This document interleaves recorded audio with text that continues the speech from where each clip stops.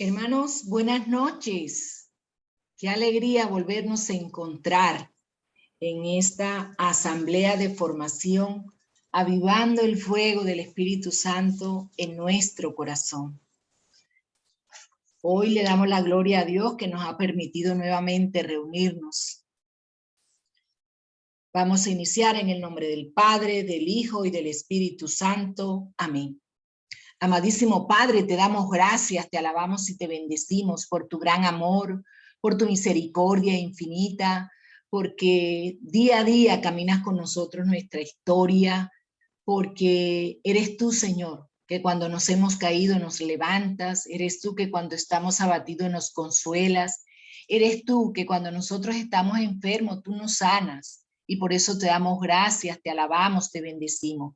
Te damos gracias, Padre amado, porque tú quisiste involucrar al hombre en esta obra de salvación y nos has llamado a servir en el reino de Dios. Nos has llamado a trabajar en la iglesia. Y por eso te damos gracias, Señor. Por eso te alabamos, por eso te bendecimos, te glorificamos, porque tú eres un Dios grande, porque tú eres un Dios maravilloso, porque tú eres un Padre que está atento a las necesidades de sus hijos. Y yo te entrego hoy, Señor, la necesidad más grande de los hermanos que están aquí. Yo te entrego cada una de sus necesidades para que tú las suplas. Yo te entrego en esta noche, papá, todo aquello que mis hermanos están viviendo para que tú los asista, para que tu gloria, Señor, se irradie en ellos, para que ellos vean cuán grande es tu amor, cuán grandes son tus maravillas, Señor. Bendito seas y alabado seas por siempre. Gloria al Padre, al Hijo y al Espíritu Santo, como era en el principio, ahora y siempre, por los siglos de los siglos. Amén.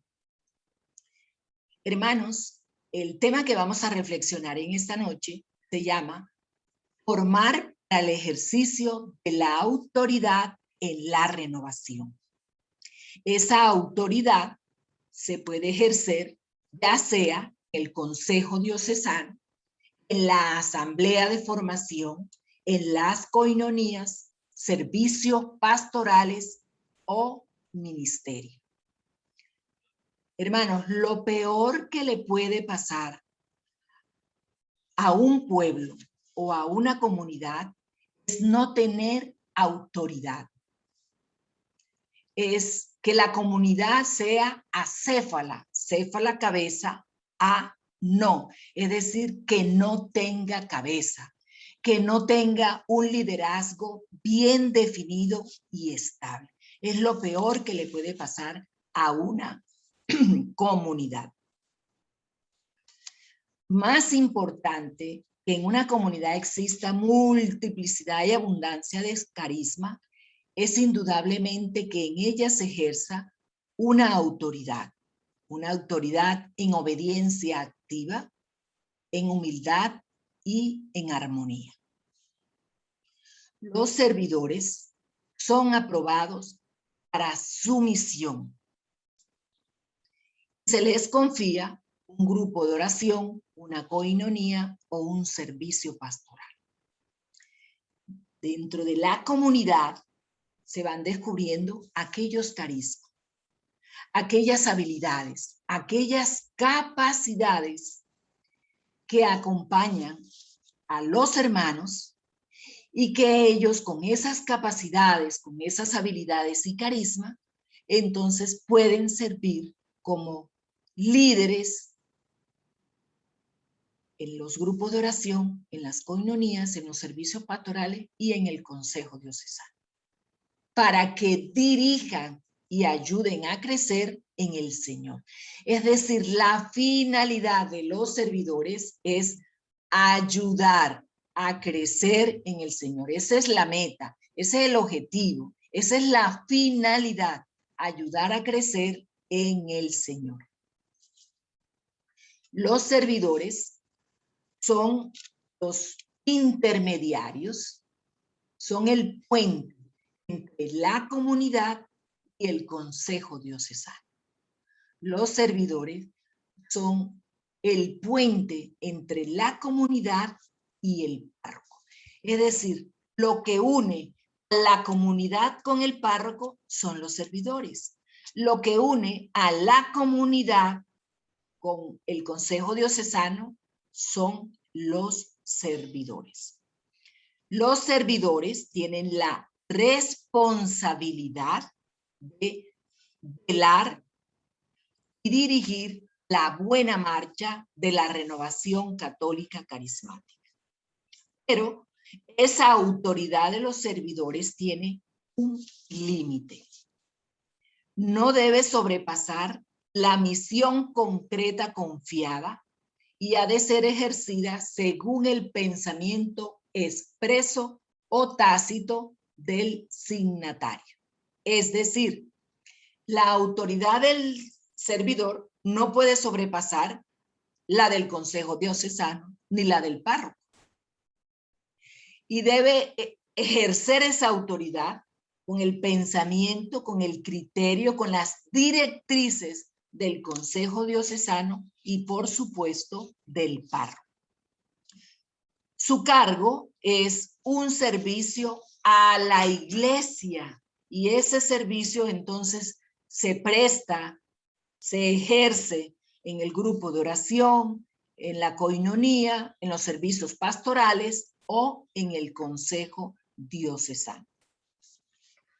¿Cómo debe ser ejercida la autoridad? La autoridad debe ser ejercida con una profunda humildad, porque la obra no es de nosotros, la obra es del Señor. Nosotros simplemente somos siervos inútiles que hacemos lo que nos toca hacer. En obediencia, porque el que obedece no se equivoca. En verdad, a veces nos encontramos nosotros con servidores que dicen, dice el Padre, y resulta que el Padre no está enterado de nada. Entonces, eso hay que mirarlo, porque tenemos que prestar nuestro servicio, pero en verdad. Esa autoridad también debe ser ejercida en el amor y con suave fortaleza. El servidor siempre ha de tener en cuenta la finalidad con que se le otorgó esa autoridad. Y ya hemos dicho que la finalidad, que el objetivo, que la meta de la autoridad es hacer crecer a aquellos miembros, aquellas personas que están a nuestro cargo para el bien del grupo en cuyo servicio debe ejercerse la autoridad. ¿Cómo se debe ejercer? ¿Cómo no se debe ejercer la autoridad? No se debe ejercer a capricho del coordinador, arbitrariamente, con despotismo y sin caridad. Miremos un poco la estructura de la renovación en la iglesia. La iglesia particular, que es la diócesis, tiene una cabeza y esa cabeza es el señor obispo. Cuando nosotros miramos la renovación de eso dentro de esa estructura de la iglesia, tenemos que lo que une a esta corriente de gracia, la renovación, con el señor obispo, es el asesor. Pero dentro de la renovación tenemos una estructura y es la máxima autoridad de la renovación, es la asamblea diocesana. La asamblea diocesana da directrices, da propuestas. Por eso cuando vamos a la asamblea diocesana tenemos que participar. No es simplemente ir y ocupar un puesto, no. Tenemos que ir y dar pautas, llevar proyectos, llevar propuestas, porque eso se aprueba en la asamblea y luego la asamblea que ha elegido al Consejo Diocesano, el Consejo Diocesano ejecuta eso que la asamblea ya ha propuesto. Además tenemos dentro de nuestra estructura el equipo timón,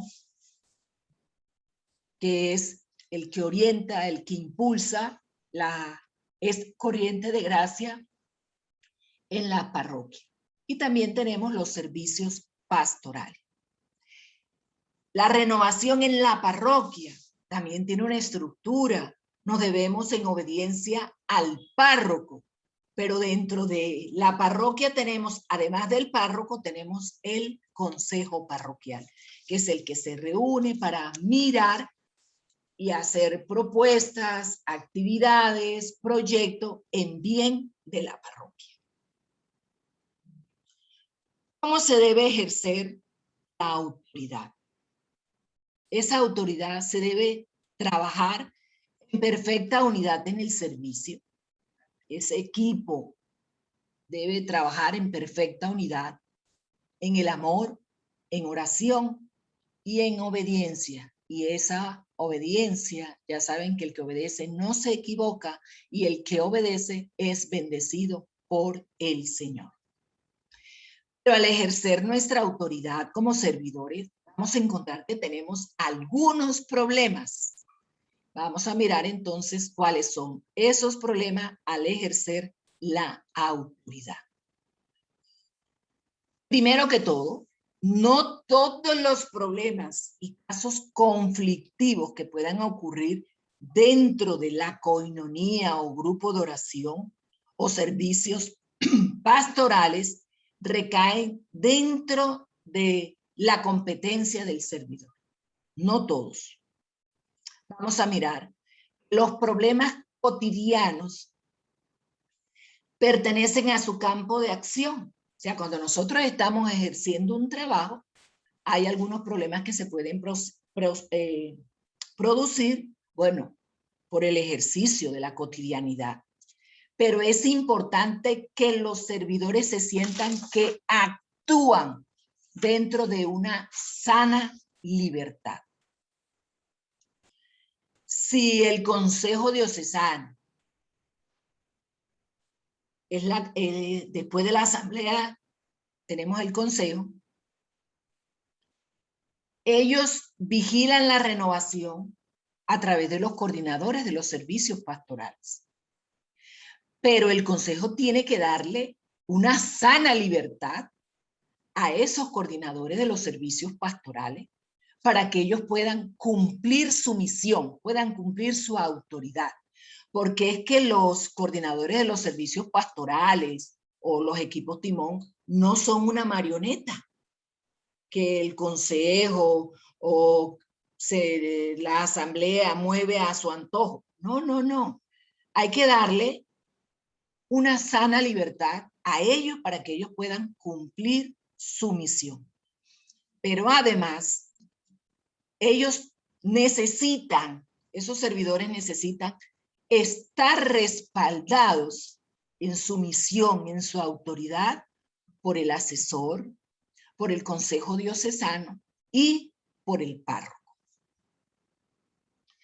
Los problemas y casos de mayor importancia y gravedad deben ser referidos a las máximas autoridades, como son el consejo, como son al párroco, con una información objetiva, no subjetiva. No es lo que a mí me parece, no es lo que yo creo, no. Lo que realmente está sucediendo es la información que nosotros tenemos que darle a ellos para que ellos puedan hacer un buen discernimiento. Miremos ahora el ejercicio de la autoridad en las Sagradas Escrituras. Vamos a mirar alguno que otro ejemplo. Pablo enseña a Timoteo cómo debe ser el comportamiento y el actuar en el ejercicio de la autoridad que se le ha encomendado. Primera de Timoteo 3, del 1 al 15. Pablo empieza diciendo que es muy cierto que el que aspira a un puesto de dirigente en la iglesia, en la comunidad, a un buen cargo aspira, pero da unas recomendaciones de cómo debe actuar, cómo debe ser el comportamiento de esa persona. Y empieza diciendo que debe ser irreprensible, es decir, debe tener un testimonio de vida, debe ser ejemplar, debe ser esposo o esposa de una sola mujer, de un solo hombre, llevar una vida seria, juiciosa, respetable, debe ser hospitalario, apto para enseñar, no debe ser borracho ni amigo de peleas, sino bondadoso, pacífico, desinteresado en cuanto al dinero. Debe gobernar bien su casa y hacer que sus hijos sean obedientes y de conducta digna. Porque dice Pablo, porque si uno no sabe gobernar bien su casa, ¿cómo gobierna la de Dios? Porque es que si uno tiene un hogar y una vida destruida, unos hijos que no nos hacen caso, unos hijos que nos maltratan, o sea, ¿cómo podemos aspirar a un puesto de dirigente en la iglesia? Dice Pablo. También debe de ser respetado por los no creyentes, es decir, por los que no están en la iglesia, para que con ese ejemplo de vida, con ese testimonio, ellos puedan atraer a aquellos que no están en la iglesia. Que nunca falte a su palabra, es decir, que sea responsable. Ni desear ganancias, mala vida. Debe apegarse a la verdad revelada en la cual creemos, es decir, las Sagradas Escrituras y el magisterio de la iglesia, lo que enseña la iglesia. Vivir con conciencia limpia. Primero debe pasar un periodo de prueba y después, si no hay nada en contra de ellos, podrá servir. Como hemos dicho, los servidores son aprobados para entrar en su misión. Las mujeres deben ser respetadas, no deben ser chismosas, deben ser serias y fieles en todo. Y por último, dice Pablo, te escribo esto, por si llega un poco tarde, pero para que sepas cómo debe ser el comportamiento de los que están en la iglesia. Segundo, Jesús es presentado realizando primero aquello que más tarde enseñará. Hechos 1:1-2. En mi primer libro, excelentísimo Teófilo, escribí acerca de todo lo que Jesús había hecho y enseñado, desde el principio y hasta el día en que subió al cielo. Antes de irse, por medio del Espíritu Santo, dio instrucciones a los apóstoles que había escogido respecto a lo que debían hacer. Palabra de Dios. Es decir, Jesús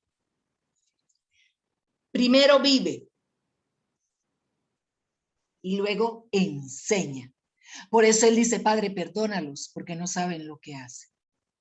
Y luego dice, nos manda a perdonar. Jesús practica y luego predica. Y nosotros predicamos y no practicamos. Por eso él dice en las Sagradas Escrituras, hagan lo que ellos dicen, mas no hagan lo que ellos hacen. Tercero, Moisés por mandato de Dios elige para ejercer la autoridad a hombre con específicas cualidades humanas y divinas. Éxodo 18 del 17 al 26. Pero su suegro Jetro le advirtió, no está bien lo que haces, pues te cansas tú y se cansa la gente que está contigo. La tarea sobrepasa tus fuerzas y tú solo no vas a poder realizar. Escucha bien el consejo que te voy a dar y que Dios te ayude. Tú debes presentarte ante Dios en lugar del pueblo y presentarle esos problemas. A ellos instrúyelos en las leyes y enseñanzas y hazles saber cómo deben vivir y qué deben hacer. Por lo que a ti toca, escoge entre el pueblo hombres capaces, que tengan temor de Dios y que sean sinceros. Hombres que no busquen ganancias malavidas. Y a uno dales autoridad sobre grupos de 1000 personas, a otro sobre grupos de 100, a otro sobre grupos de 50 y a otro sobre grupos de 10. Ellos dictarán sentencia entre el pueblo en todo momento. Los problemas grandes te los traerán a ti y los problemas pequeños los atenderán ellos. Así te quitarás ese peso de encima y ellos te ayudarán a llevarlo. Si pones esto en práctica y si Dios así te lo ordena, podrás resistir. La gente, por su parte, se irá feliz a su casa.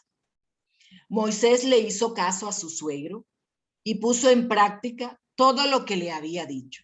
Escogió a los hombres más capaces de Israel y les dio autoridad sobre grupos de 1000 personas, de 100, de 50 y de 10. Ellos dictaban sentencia entre el pueblo en todo momento. Los problemas difíciles se los llevaban a Moisés, pero todos los problemas de menor importancia los resolvían ellos mismos. Palabra de Dios, te alabamos, Señor. Moisés era la única autoridad del pueblo de Israel y se pasaba todo un día resolviendo problemas. Y en ese pasarse todo el día resolviendo problemas, pues se descuidaban otras cosas también importantes del pueblo. Y cuando el suegro llega, le dice: Moisés, es que no está bien, tú te estás agotando, mira a esta gente todo el día aquí. Y si no se les alcanzaba a solucionar el problema, tenían que volver. No se iban a ir satisfechas, se iban a ir molestas. Entonces le dice: tú lo que tienes que hacer es enseñarles las leyes, cómo deben comportarse, qué deben hacer. Y tú los problemas de ellos se los presentas a Dios. Y escoge y haz grupos y pones personas que tengan cualidades humanas y divinas, cualidades para que los oriente, para que ellos resuelvan los problemas. Los problemas grandes los resuelves tú, pero los pequeños los resuelven ellos. Y Moisés así lo hizo. Hermanos, dentro de nuestra renovación católica carismática, el coordinador no es el que hace todo. Por eso, el coordinador diocesano tiene coordinadores en los servicios pastorales para que ellos le ayuden a cumplir su misión, su trabajo en la renovación católica carismática. Impulsar la renovación, orientar la renovación, educar y enseñar a la renovación. Eso lo hacen los servicios pastorales. Pero también tiene equipo timón que impulsa en las comunidades dentro de las parroquias. Y asimismo, dentro de la comunidad, el coordinador no lo hace todo. Por eso también tenemos que organizar los ministerios dentro de las comunidades para que los ministerios ayuden a llevar el buen funcionamiento de la comunidad. Como dice el libro del Éxodo, así tú no te agotas, así tú no te cansas. Cuarto, los que comienzan, o sea, los que van más adelante, los que nosotros decimos los hermanos mayores, en la vida cristiana necesitan maestros de autoridad que les enseñen lo que deben conocer y practicar. Hebreos 5, del 7 al 12. Mientras Cristo estuvo viviendo aquí en el mundo, con voz fuerte y muchas lágrimas, oró y suplicó a Dios que tenía poder para librarlo de la muerte. Y con su obediencia, Dios lo escuchó. Así que Cristo, a pesar de ser hijo, sufriendo aprendió lo que es la obediencia. Y al perfeccionarse de esa manera, llegó a ser fuente de salvación eterna para todos los que le obedecen. Y Dios lo nombró sumo sacerdote de la misma clase de Melquisedec. Tenemos mucho que decir sobre este asunto, pero es difícil explicarlo porque ustedes son lentos para entender. Al cabo de tanto tiempo, ustedes ya deberían ser maestros. En cambio, necesita que se les expliquen de nuevo las cosas más sencillas de las enseñanzas de Dios. Han vuelto a ser tan débiles que en vez de comida sólida, tienen que tomar leche y los que se alimentan de leche son como niños de pecho, incapaces de juzgar rectamente. La comida sólida es para los adultos, para los que ya saben juzgar porque están acostumbrados a distinguir entre lo bueno y lo malo.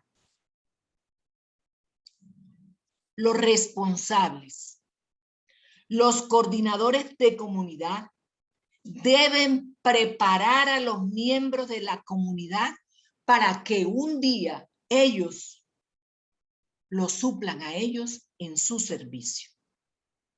Si usted es de los coordinadores que dice, es que en mi comunidad no hay quien lo haga, es que en mi comunidad no hay quien quiera ocupar estos servicios. Entonces yo le digo, hermano, ¿sabe qué? Usted ha perdido su tiempo en la renovación, porque usted tenía que preparar a los que usted dirige para que cumplieran cualquier cargo, cualquier servicio dentro de la renovación. Dentro de la renovación católica carismática, nosotros tenemos que hermanos que han crecido humana y espiritualmente, y a ellos debemos a elegir con sus capacidades humanas y divinas para todos estos cargos de los que estamos hablando. Pero nosotros no podemos elegir por afecto, por simpatía, porque aquel me cae bien, porque es que aquel tiene dinero y va a apoyar bastante las obras de la renovación. Es porque aquel es profesional. No, esas no son las cualidades para elegir a nuestros servidores, sino aquellas capacidades humanas y divinas que el Señor les ha regalado. Quinto, la autoridad se requiere para una saludable disciplina y una provechosa instrucción. En Efesios 6:4 nos dice, ustedes padres no hagan enojar a sus hijos, sino más bien edúquenlos con disciplina e instrucciones que quiere el Señor. Todos aquellos que tienen personas a su cargo, esas personas son sus hijos espirituales. Usted es el papá. Y nosotros como papá ponemos disciplina, orden, damos educación, enseñamos valores para que nuestros hijos se desarrollen y crezcan sanamente. Por eso es indispensable la autoridad, porque es que usted a esos que tiene a su cargo tiene que ponerles disciplina para ayudarlos a crecer y a desarrollarse sanamente. Sexto, Jesús enseña las características del ejercicio de la autoridad en sus seguidores. Lucas 22, 24, 27 nos dice, los discípulos tuvieron una discusión sobre cuál de ellos debía ser considerado el más importante. Jesús les dijo, entre los paganos, los reyes gobiernan con tiranía a sus súbditos y a los jefes se les da el título de benefactores. Pero ustedes no deben ser así. Al contrario, el más importante entre ustedes tiene que hacerse como el más joven. Y el que manda tiene que hacerse como el que sirve. Pues, ¿quién es más importante? ¿El que se sienta a la mesa a comer o el que sirve? ¿Acaso no es el que se sienta a la mesa? En cambio, yo estoy entre ustedes como el que sirve. En Juan 21, 15, 17 nos dice, terminado el desayuno, Jesús preguntó a Simón Pedro, Simón, hijo de Juan, ¿me amas más que esto? Pedro le contestó, sí, Señor, tú sabes que te quiero. Jesús le dijo, cuida mis corderos. Volvió a preguntarle, Simón, hijo de Juan, ¿me amas? Pedro le contestó, sí, Señor, tú sabes que te quiero. Jesús le dijo, cuida mis ovejas. Por tercera vez le preguntó, Simón, hijo de Juan, ¿me quieres? Pedro, triste, porque le había preguntado por tercera vez si lo quería, le contestó: Señor, tú lo sabes todo, tú sabes que te quiero. Con estos dos textos vemos que Jesús enseña las características de la autoridad a sus discípulos. La autoridad tiene que ejercerse con humildad, en servicio y en amor. Son las tres características de esa autoridad que enseña Jesús a sus discípulos. ¿Por qué es necesaria la autoridad? La autoridad es necesaria para el orden, la disciplina, la colaboración, la unidad y la eficacia de la comunidad. Si no hay una autoridad, no hay disciplina, no hay orden, no se enseña, ni la gente sirve, no hay unidad. Entonces, por eso es necesaria la autoridad. ¿Qué se requiere para el ejercicio de la autoridad? Para el ejercicio de la autoridad se requieren algunas actitudes. Vamos a mirarlas. Primero, congruencia, es decir, armonía entre lo que se dice y se hace. Es decir, que haya coherencia de vida. Que lo que predicamos lo vivimos y lo que vivimos lo predicamos. Aceptación propia. Quien no se acepta sanamente a sí mismo se halla ordinariamente a la defensiva para proteger todos aquellos aspectos que considera más vulnerables de su personalidad. Entonces todo el tiempo está a la defensiva. Esa aceptación de nosotros mismos, cuando nosotros no nos aceptamos a nosotros mismos, puede ser un impedimento para el sano ejercicio de la autoridad. Tercero, propio conocimiento. Conocimiento que es adquirido a través de la experiencia, del estudio, de la reflexión en Dios. Este propio conocimiento facilita muchísimo el ejercicio de la autoridad porque yo soy capaz de saber hasta dónde llego y hasta dónde soy capaz. Cuando yo me conozco a mí mismo, reconozco hasta dónde soy capaz de llegar y de lo que soy capaz de hacer. Por eso es importante conocimiento de uno mismo. Pero cuando uno se conoce a sí mismo, uno también es capaz de conocer al otro. Cuarto, carácter. El carácter es ese conjunto de cualidades que hacen a la persona muy valiosa, como es la integridad, la confiabilidad, la honestidad, la lealtad, la sinceridad y la moralidad personal.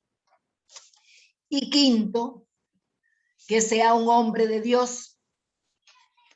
Un hombre de Dios que sigue a Cristo y crece en Cristo. Es indispensable que el servidor se entregue auténticamente al Señor. Que sea una total dedicación al Señor. Yo entrego mi vida. Entrego mi manera de pensar, de servir, de actuar, de hablar. Se las entrego al Señor.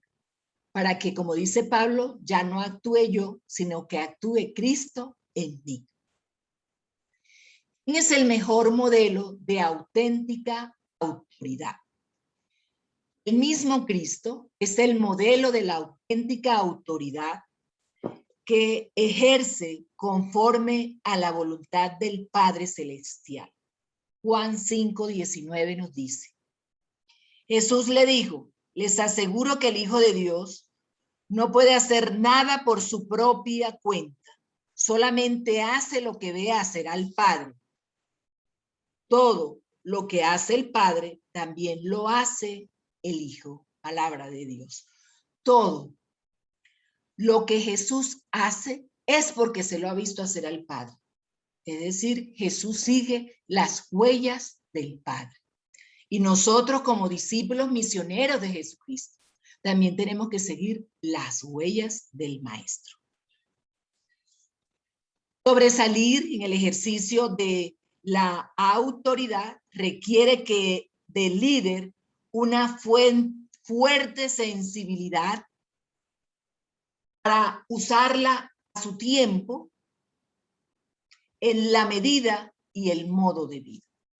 Cuando nosotros ejercemos bien nuestra autoridad, lo ejercemos en el tiempo correcto, en el momento adecuado, con el modo de vida. ¿Qué envuelve la verdadera autoridad? La verdadera autoridad envuelve sacrificio. Es reconocido para nosotros y aquellos que ya han prestado un servicio que a veces nos toca sacrificar el tiempo. Dejamos de ver un buen tiempo televisión para preparar una enseñanza. Dejamos de ver las novelitas y las series que vemos para organizar las actividades de la comunidad. A veces sacrificamos tiempo e inclusive el tiempo de estar con nuestra familia. Envuelve una entrega, un vaciamiento de sí mismo para llenarme de Dios, para llenarme de Jesucristo y poder entregarme así a los hermanos. Envuelve servicio, sufrimiento. Yo sé que todos aquellos que han prestado un servicio han derramado lágrimas inclusive, y además envuelve amor. Envuelve fe. Dice Hebreos 11:27. Por la fe salió de Egipto sin tener miedo a la ira del rey. A veces vencemos todos los miedos y todos los obstáculos que tenemos para ejercer nuestra autoridad, para cumplir con nuestra misión. Pero también envuelve ahora la oración. Es imposible ejercer bien la autoridad si nosotros no estamos permanentemente en intimidad con el Señor. Miren que Jesús se levantaba de madrugada a estar en intimidad con el Padre porque solamente así podía él cumplir su misión. Vamos a mirar las orientaciones sobre el ejercicio de la autoridad. Primera orientación. La autoridad en la renovación es ante todo y sobre todo, ya lo he dicho y lo vuelvo a repetir, un servicio, un ejercicio de amor y de servicio. Segundo, la autoridad en la renovación supone un ejercicio profundo de humildad. Estar a los pies de los demás como Jesús. Estar en servicio permanente a los demás. Los servidores no somos más que eso, servidores de los demás, la palabra es clara. Es estar a los pies de los demás. Tercero, el ejercicio de la autoridad en la renovación supone un conocimiento de las personas y del grupo. Conocer cada miembro, cómo piensa, cómo actúa, cómo son sus relaciones con la familia, cuáles son sus proyectos, cuáles son sus debilidades, cuáles son sus fortalezas. Conocerlo. Quinto, el ejercicio de la autoridad, la renovación carismática, lleva consigo corrección fraterna. El que ejerce una autoridad lleva por sí mismo la corrección fraterna. El discernimiento. La oración por la persona. Tienes que orar por tus hermanos, por cada uno. Mire, cuando yo fui coordinadora de la comunidad de la renovación, claro que no era una comunidad como ahorita, es una comunidad muy pequeña. Yo oraba por mis hermanos, pero oraba por ellos y oraba por los esposos. Yo me sé el nombre de los esposos de ellas. Ya algunos ya han fallecido. Este año murieron algunos de los esposos de mis hermanitas que iniciaron conmigo. Orar por ellos. Tener un espíritu fraternal, saber que son tus hermanos. Obrar con prudencia. Pedirle a Dios el don de consejo cuando tengas que aconsejarlos, pero sobre todo mucho amor por cada miembro de tu comunidad, de tu servicio pastoral. Sexto, quien tiene la autoridad, la ejerce debidamente, apoyando a todos. Hay que apoyarlos. Impulsar al débil. Da oportunidades a los tímidos. Corrige con suavidad y fortalece los errores. Esto hay que hacerlo. Hay que apoyar. Hay que impulsar. Hay que dar oportunidades, pero hay que corregir. Séptimo, los que tienen autoridad en la renovación saben discernir, impulsar y organizar los carismas dentro de la comunidad. Hay que, por eso dice el segundo objetivo de la renovación católica carismática, que nosotros tenemos que propiciar los dones del Espíritu Santo. ¿No? Que propiciar el tercer objetivo. El segundo objetivo es abrirnos a la acción del Espíritu Santo. Pero el tercero es impulsar los carismas, el uso de los carismas. Pero entonces hay que saberlos discernir, hay que impulsarlos y hay que organizarlos dentro de la comunidad. Octavo, el que tiene una autoridad en la renovación sabe repartir los diversos ministerios conforme a las cualidades y a los carismas de cada uno. A veces caemos en el juego que siempre son los mismos con las mismas. No, hay que mirar cuáles son las cualidades y los carismas que tienen nuestros hermanos para incluirlos en los diferentes servicios y ministerios. Noveno, el que tiene autoridad busca asiduamente la unión, la armonía de todos los miembros de la comunidad. Y no toma partido. El que tiene autoridad no toma partido. Hay un problema, yo escucho una parte, luego escucho la otra, luego lo escucho juntos y les doy herramientas para que ellos solucionen sus propios problemas. Pero no toma partido, no se inclina ni para un lado ni para el otro, no. Los escucha a ambos, discierne el problema, pide auxilio al Espíritu Santo y los orienta. Les da herramientas para que ellos puedan solucionar sus propios problemas.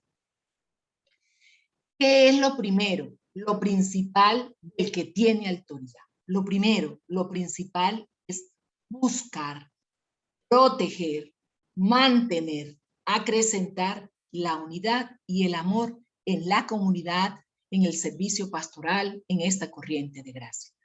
4 verbos fundamentales para la renovación. Buscar, proteger, mantener y acrecentar. ¿Qué? La unidad, el amor dentro de la comunidad. Es que dentro de la comunidad lo importante no son los carismas. Hay un afán de buscar carisma dentro de la comunidad. Lo importante es la unidad y el amor en la comunidad. Lo demás viene por añadidura, lo demás es la ñapita. La actuación del dirigente en la renovación católica carismática. ¿Cómo es esa actuación? Primero, los servidores deben actuar de un modo balanceado entre la libertad y el necesario control del grupo. En la renovación contamos con unas mínimas estructuras, y digo mínima para que no sofoquen la acción ni apaguen la acción del Espíritu Santo en nosotros. De modo que el Espíritu Santo entonces pueda actuar dentro de la comunidad. Por eso hay que darle libertad, tener control, tener autoridad, pero también darle libertad al Espíritu.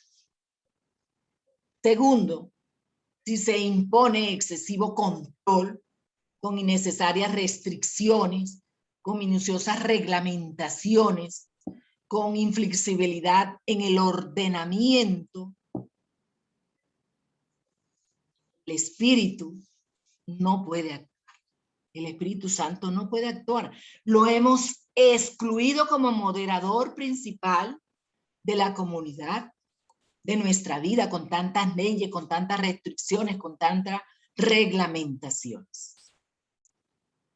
¿Sí?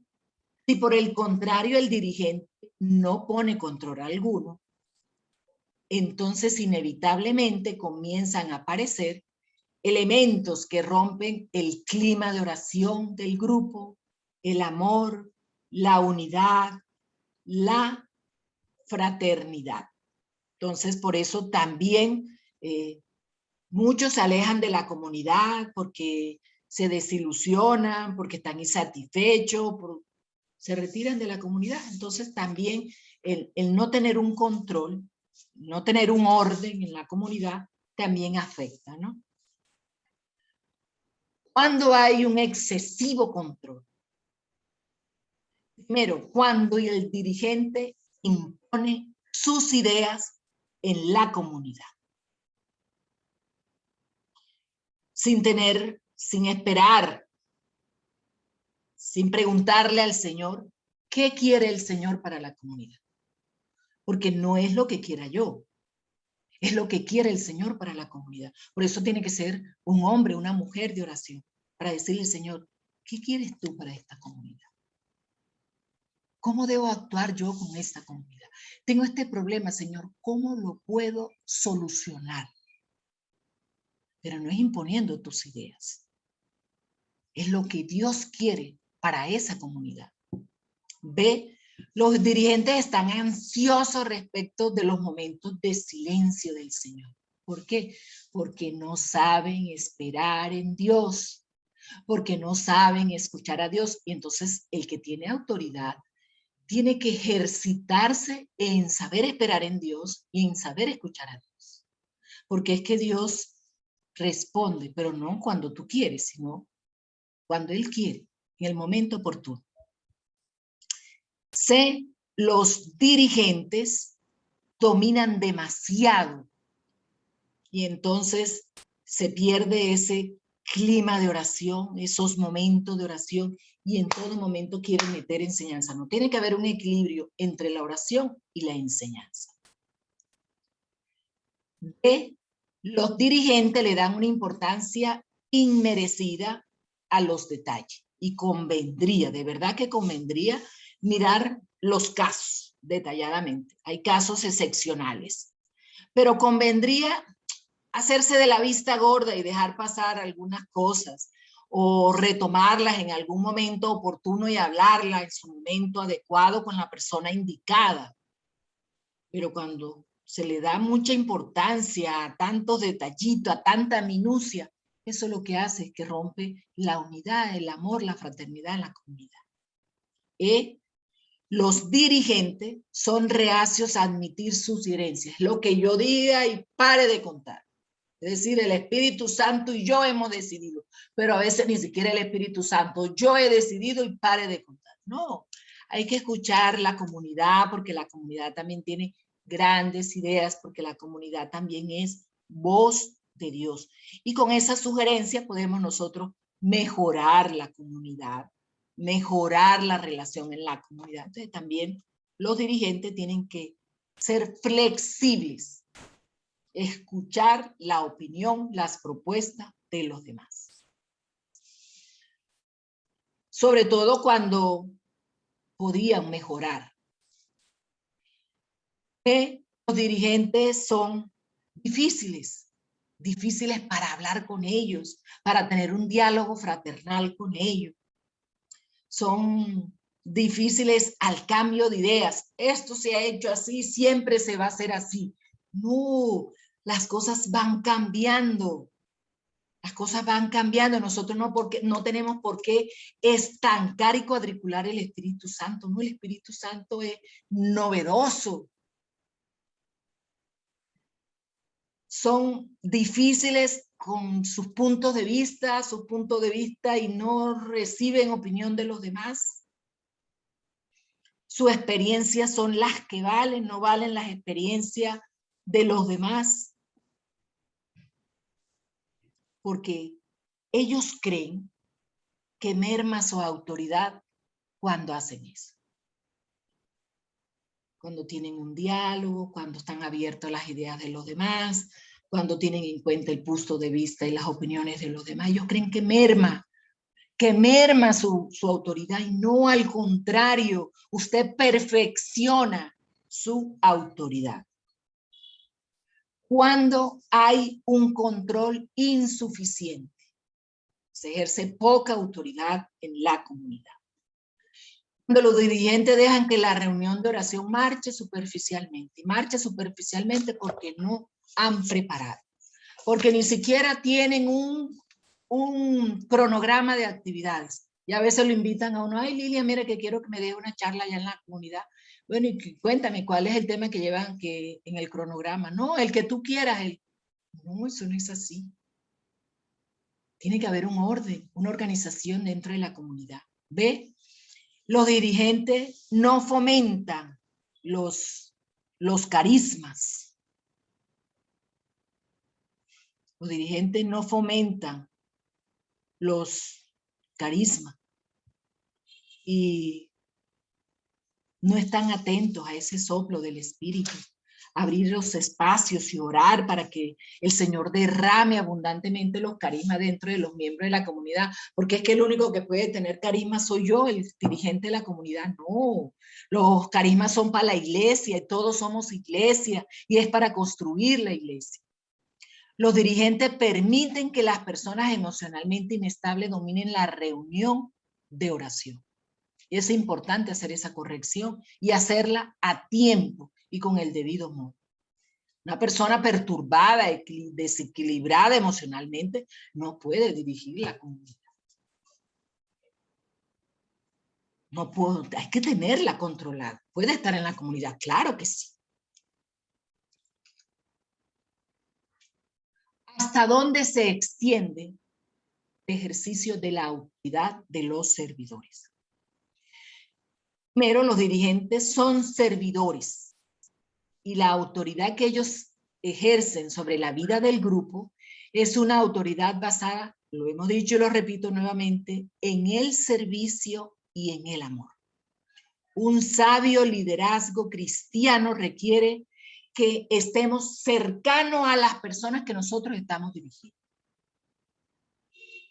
Hay que ser más cercano, tener más contacto con los hermanos, que es que nosotros no somos un director, un jefe, no, nosotros somos servidores y por eso tenemos que ser cercanos, estar cercanos a nuestros hermanos. Los equipos de servidores efectivos ejercen una autoridad bien porque se han entregado a amar y a servir a los miembros que tienen a su cuidado. B, para poder realizar con eficacia su servicio, los equipos de servidores deben de tener una autoridad clara y definida sobre las actividades que se deben realizar en la comunidad, sobre hasta dónde llega mi autoridad dentro de los servicios pastorales o comunías o consejos diocesanos. Eso tienen que tenerlo claro. C, deben de tener también autoridad sobre los intereses, tales como mantener buena comunicación con las realidades parroquiales. No somos los únicos en la parroquia, hay otras realidades y debemos de tener una buena comunicación. Y en eso también sobre los intereses como descubrir aquellos carismas de los hermanos de comunidad para impulsarlos a prestar un servicio dentro de la iglesia. Los servidores deben ser removidos de su servicio si su vida moral no responde a las exigencias de la vida cristiana. Y eso lo puede hacer el consejo diocesano o el párroco o el asesor. Lo pueden remover de su servicio si no está llevando un buen testimonio de vida. El ejercicio de la autoridad en la renovación. El ejercicio de la autoridad en la renovación, vamos a verlo, que tiene como modelo a Jesucristo y a los apóstoles. Y tenemos como primera medida lo que no es el servidor según el Nuevo Testamento. Juan 13, del 1 al 17. Se acercaba la fiesta de la Pascua. Jesús sabía que le había llegado la hora de abandonar este mundo para volver al Padre. Y habiendo amado a los suyos que estaban en el mundo, los amó hasta el fin. Llegó la hora de la cena.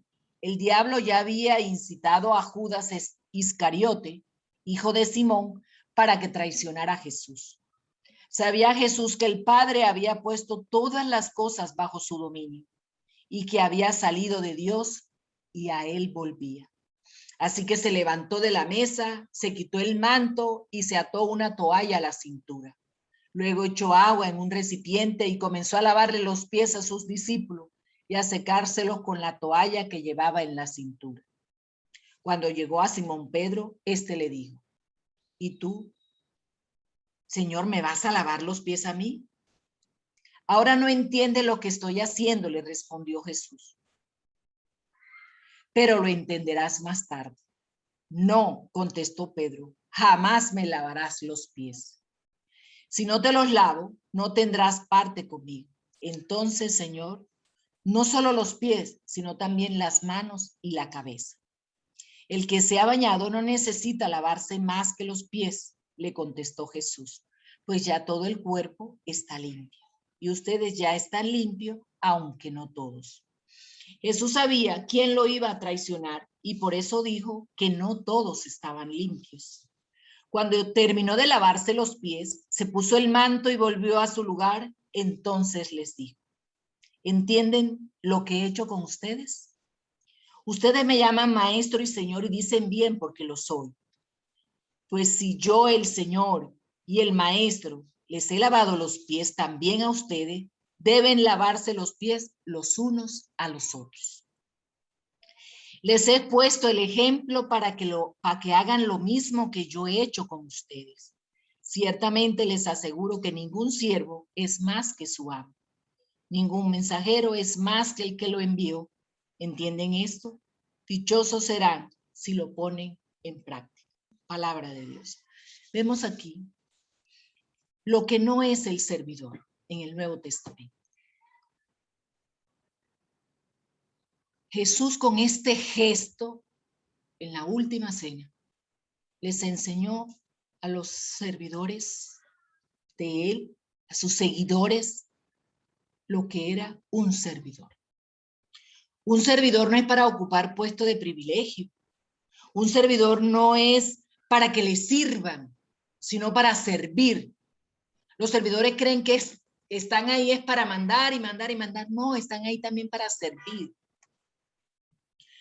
El servicio a ustedes no lo sube de estatus, no les pagan, el servicio es gratis, no es para lograr de fama, no es porque no has podido en tu vida lograr algo, ser exitoso en algo, entonces quieres lograr tener un puesto en la iglesia, en la renovación, para tener éxito.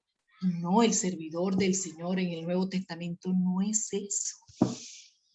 El servidor es aquel que se desgasta, que se desvive por los demás. Es aquel que se incomoda para que los demás vivan cómodamente. El servidor debe asimilar toda la vida del comportamiento de Jesús.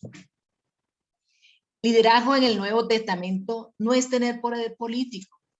Por eso cuando nosotros vamos a elegir un consejo diocesano, cuando vamos a elegir un equipo timón o vamos a elegir un coordinador de los servicios pastorales, no hacemos proselitismo.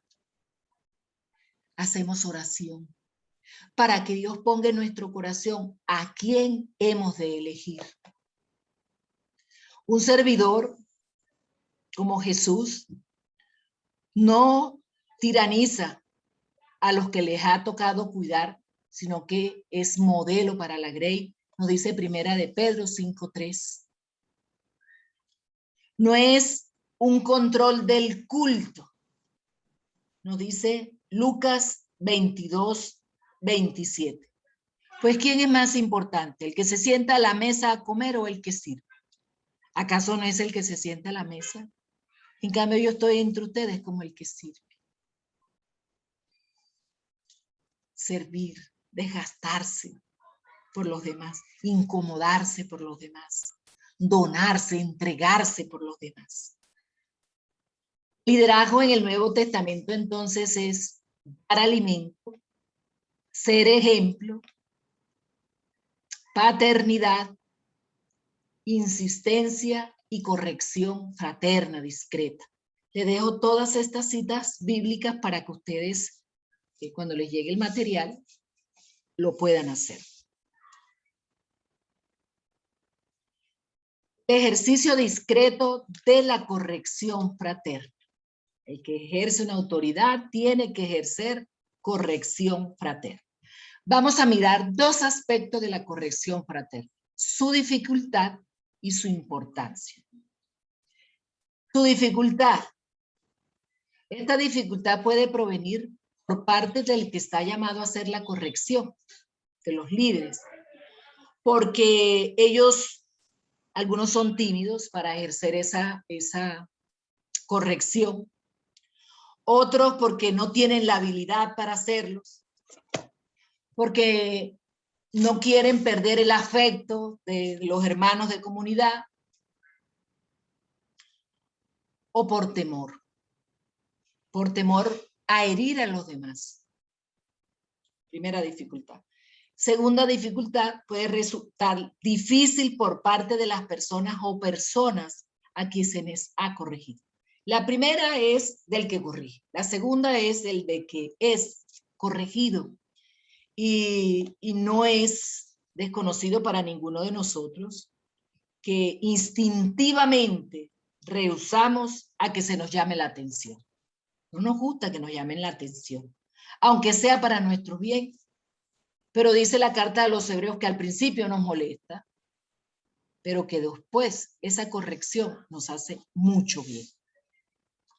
Tercero, por otra parte, personas que muestran una sensibilidad muy grande y a veces casi que anormal. Y eso nos demuestra que la persona tiene una inmadurez, tanto emocional como humana. Segundo, nos demuestra que la persona tiene necesidad de una sanación interior, porque la raíz de su problema está ahí y hay que quitarla. Hay que hacer oración de sanación interior. Cuarto, puede prevenir la dificultad de la corrección fraterna, de la circunstancia, de hacerlo ahora y no después. Si la falta es ahora y se puede corregir ahora, hay que hacerlo, porque cuando dejamos para después, el enano se crece, el problema se crece. De hacerlo en privado, que es lo más frecuente y es lo más correcto, o de hacerlo en público. Cuando el error es cometido en público, hay que corregirlo en público, y hay que corregirlo en público porque las personas que han visto la falta se pueden quedar con esa idea errónea, y eso no está bien. Entonces, por eso hay que corregirla. Quinto, puede provenir de la dificultad del modo de hacer la corrección. Porque a veces pareciera que es como si se estuviera desquitando de la persona. A veces cuando se hace la corrección fraterna es una excesiva blandura, que no quiere perder el afecto del otro, porque no, supuestamente, entre comillas, no quiere herir el otro, pero sí le está haciendo daño si no lo corrige. Entonces es muy blando.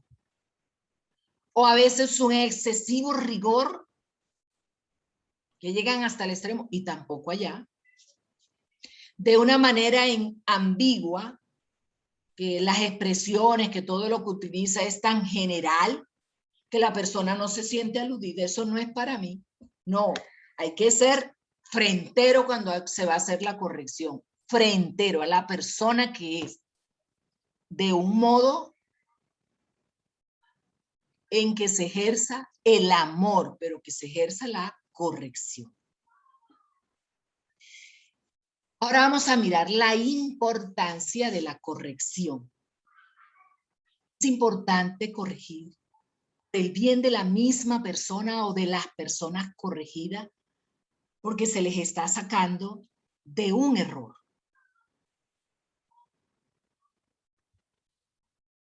Segundo, se les hace ver con objetividad un punto oscuro de su conducta, de su carácter, de la forma de actuar, para que la persona pueda corregirlo, para que la persona se pueda abrir a la luz de Jesucristo y pueda transformar todo aquello negativo en su vida, lo pueda transformar en la persona misma de nuestro Señor Jesucristo. Tercero, por el bien del grupo o de la comunidad, que debe ser guiada y alimentada con pastos saludables y preservada de actitudes seriamente comprometedoras, como son la doctrina católica, como es el ser de la renovación católica carismática, o como es el ejercicio de los carismas. Entonces, por el bien de la comunidad hay que hacer la corrección. Ahora vamos a mirar por último ya las indicaciones prácticas para ejercer la autoridad. Primero, nada más dañino que huir de la corrección. Abdicar, es decir, renunciar del ejercicio discreto de la autoridad que se le ha confiado. Es necesario que el dirigente, cuando tenga que hacer la corrección, lo haga. Y se necesitan que ambas partes, que tanto el que corrige como el que es corregido, tenga una actitud de humildad para darla y aceptarla. Una excesiva renuncia a corregir y a ser corregido ya es suficiente para no tenerlo en cuenta como servidor. No se puede tener en cuenta. Segundo, no es necesario ni conveniente corregir. Cuanto malo ocurre en la comunidad, en el grupo de oración, en el servicio pastoral, estar atento a todo lo malo para estarlo corrigiendo a cada momento. No, tenemos que ser nimio, es decir, dejar pasar por alto, darle poca importancia a esas cosas pequeñas. Porque a veces un excesivo control, una excesiva corrección permanentemente puede crear en la comunidad una odiosidad. Entonces, eso es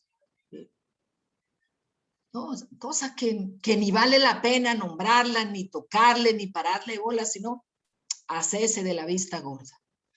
Tercero, cuando se trata de cosas ciertamente importantes, no se pueden callar, como es aspectos doctrinales, como es recibir las directrices de la misma iglesia. Esas son cosas que no se pueden callar. Las faltas, los abusos que se cometen en el ejercicio de los carismas, eso no se puede callar. Cuarto, si se considera necesario o muy conveniente, búsquense una persona del grupo o de la comunidad que tiene ese especial don de Dios para ejercer esa corrección, esta misión tan difícil y delicada. Entonces búsquenlo. De pronto hay dentro de la comunidad personas que que lo hacen muy bien. Y si no, bueno, apoyarse en el consejo diocesano, apoyarse en el asesor, apoyarse en el párroco. Pero la corrección hay que hacerla.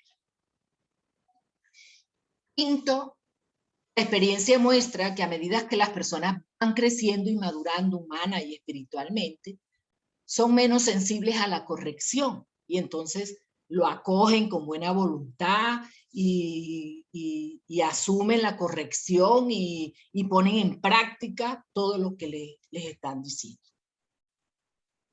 Sexto y último, la corrección a veces es una verdadera crucifixión, pero se torna en gloria en el mismo campo en el que hemos sido crucificados. Para eso nosotros tenemos que pedir la asistencia del Espíritu Santo y la intercesión de la Virgen María, para que nosotros podamos ser ungidos con la gracia y el carisma del Espíritu para poder hacer una buena corrección. Una corrección discreta, una corrección eficaz y una corrección llena de amor. Con esto, hermanos, hemos llegado al final de este tema de formar para el ejercicio de la autoridad. Le damos las gracias a Dios que nos ha permitido hoy encontrarnos y te damos gracias, Padre. Te damos gracias porque hoy nuevamente nos das una herramienta más, un medio más para poder hacer bien las cosas, como tú las quieres, como tú las esperas de cada uno de nosotros en nuestro servicio. Pero te pedimos, Señor, ardientemente que nos asistas con el don del amor, con ese don de la caridad, con ese don de la misericordia, para que al ejercer nuestra autoridad lo podamos hacer con amor. Que nuestra autoridad la podamos ejercer en el bien de los demás, pensando siempre en el bien de los demás. Gracias, Señor. Te alabamos y te bendecimos con la oración que tú mismo nos enseñaste. Padre nuestro que estás en el cielo, santificado sea tu nombre. Venga a nosotros tu reino. Hágase tu voluntad en la tierra como en el cielo. Danos hoy nuestro pan de cada día. Perdona nuestras ofensas, como también nosotros perdonamos al que nos ofende. No nos dejes caer en tentación y líbranos del mal. Amén. A ti, mamita linda, también te damos gracias y te pedimos que intercedas por nosotros. Que intercedas porque pronto, ahora en el mes de octubre, vamos a tener la elección del nuevo Consejo Diocesano, quien llevará la orientación, quien impulsará esta corriente de gracias en la diócesis de Valledupar.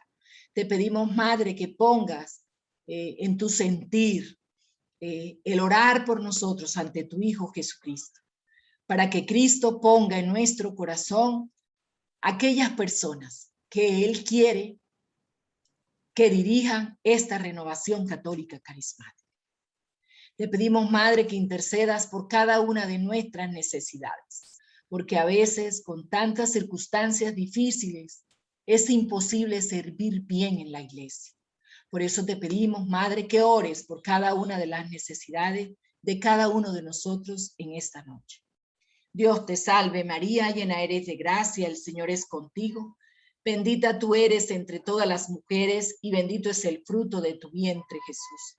Santa María, Madre de Dios, ruega por nosotros los pecadores, ahora y en la hora de nuestra muerte. Amén. Hemos orado y quedamos en la presencia del Padre, del Hijo y del Espíritu Santo. Amén.